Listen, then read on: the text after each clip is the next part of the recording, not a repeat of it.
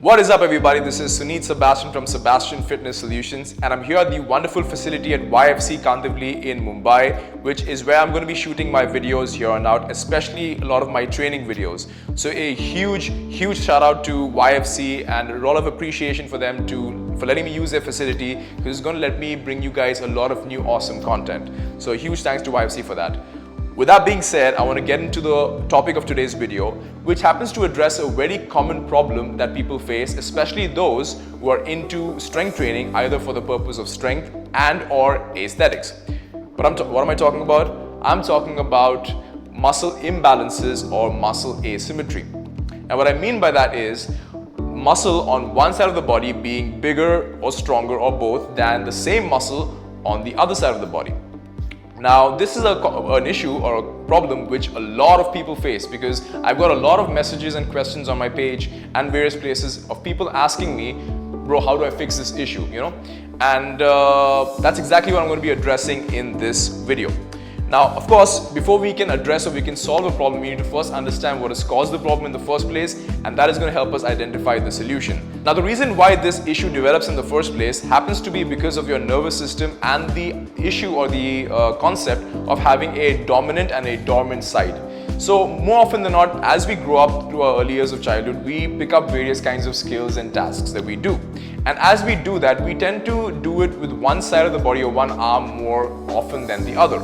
And over time, what happens is the nervous system develops more efficiency in using that particular arm or that side of the body more than the other one, just because of repetition and practice. And that's how we end up with having a dominant side and a dormant side.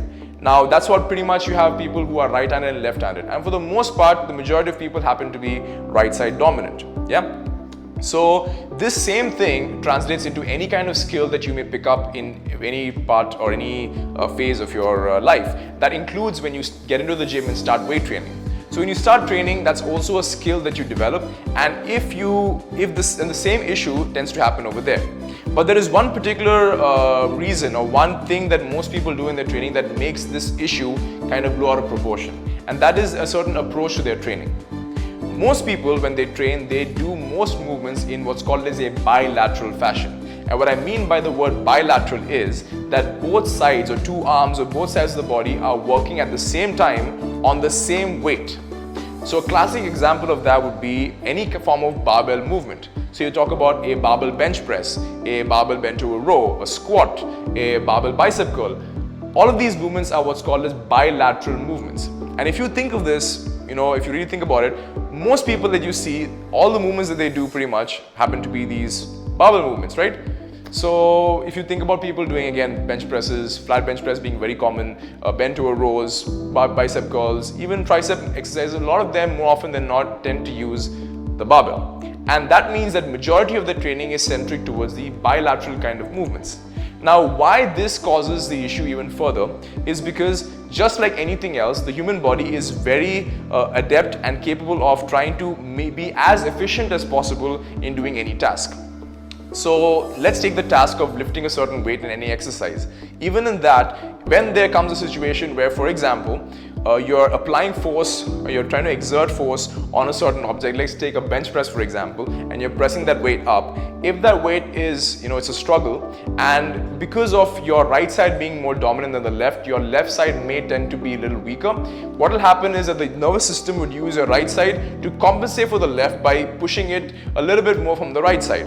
And this is very subtle, so you can't really see it or notice it directly, but it happens kind of subconsciously without your control, and it's not something that you could visually see or notice, from the get-go. And what happens is, over time, as this is done, this dominant side tends to get a little bit more volume and a little bit more, training effect than the other side, and this starts causing an imbalance in strength and or size for the dominant and the dormant side. And as time passes, this disparity tends to get bigger and bigger and bigger, and that's when you start noticing a difference. It doesn't happen overnight or in a session or 2 or 10 maybe, but it happens over a very long span of time, and it starts happening very subtly and slowly. So when it becomes too big, that's when you realize that, okay, there's a clear difference and a clear imbalance. So now that we have identified what causes it and what we do kind of either causes it or makes it even worse, the solution is actually pretty straightforward, and that is to adjust or to modify your training to replace as many bilateral movements with either isolateral or unilateral movements. Now, an isolateral movement is a movement where both sides, let's say your left arm and your right arm, are working at the same time but on independent loads. And a classic example of this would be any form of dumbbell movement of most common exercises. So let's say if you've got a barbell bench press, the isolateral version of that would be a dumbbell bench press. If you've got a bicep curl, barbell bicep curl, the isolateral version would be a dumbbell bicep curl with both arms moving at the same time. So these are isolateral movements, right? And the second option is unilateral movements. This is pretty much one side working on a single separate load at one time, and that's it.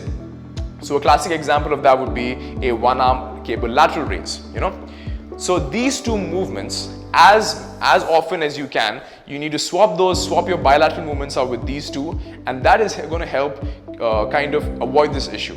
And how that happens is that if you're talking about an isolateral movement, because both sides are handling their own independent load, there is no way that even if you were to reach fatigue, that the right side could assist the left side in pulling that load, because it's disconnected.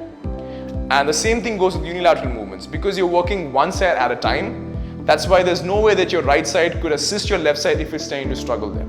And what will happen in most cases when you do these movements is your left, if you're weaker there, will tend to fail before the right does. And when that happens, you're forced to quit the set, especially if it's an isolateral movement. You can't keep pushing the right while the left is gone. So you end up terminating the set. Therefore, you end up avoiding that right side getting more volume or more work than the left, and thus you do this long enough and progress in it well enough, you'll be able to bring that left side as close to right as possible. It starts evening out over time. The same thing in a unilateral movement. If you do this, what you need to do then is, for example, you need to start with the weaker side first. So let's say your right side is stronger than your left side, and you're doing, for example, you could do on a lateral raise, you could do 10 reps with your right, but just 8 reps with your left. What you would do is, when you do the exercise, you would do the left side first and do your 8 repetitions to the best of your ability, and then you move on to the stronger side, which is the right, and you do only 8 repetitions even though you can do 10. So over time, as one side is training to failure and getting the kind of work stimulus that it should, whereas the other one is kind of held back, you kind of even out the difference over a period of time. It again takes a while to kind of even out, but if you do this successively and long enough, it will start getting as close together as possible. And that is how you can bridge this gap in strength and or size. So I really hope that you guys found this video informative, and if you did, don't forget to give this video a thumbs up. If you haven't subscribed already, what are you waiting for? Click that subscribe button right now and share this video with your friends or anybody else you feel would be interested in something like this or is suffering this problem, and help them fix it. And that's about it, guys. Thanks for watching, and as always, keep learning, keep growing. Hey, thank you for watching that video. Don't forget to like, share and subscribe. Also, follow me on social media at facebook.com/Sebastian Fitness Solutions, Instagram and Twitter at Suneet_SFS. All the links are in the description below. And finally, to watch another video, click right over here. A struggle, an experience.